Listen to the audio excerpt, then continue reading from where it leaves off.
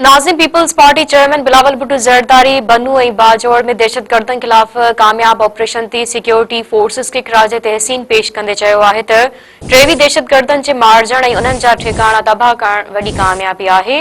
बिलावल भुट्टो ज़रदारी चयो आहे त सिक्योरिटी फोर्सेस खे दहशतगर्दनि खिलाफ़ कार्रवाई में पूरी क़ौम जी हिमायत हासिल आहे।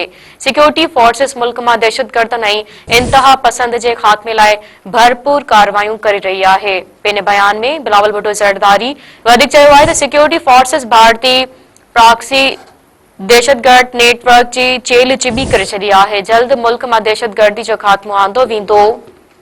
ब्रेकिंग न्यूज़ अवां खे ॾियूं पिया।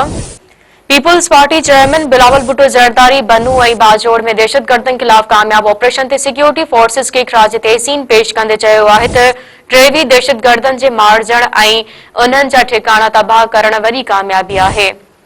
बिलावल भुट्टो ज़रदारी चयो आहे त सिक्योरिटी फोर्सेस खे दहशतगर्दनि खिलाफ़ कार्रवाई में पूरी क़ौम जी हिमायत हासिल आहे। सिक्योरिटी फोर्सेस मुल्क में दहशतगर्दनि ऐं इंतहा पसंद के खात्मे लाइ भरपूर कार्रवाइयूं करे रही आहे।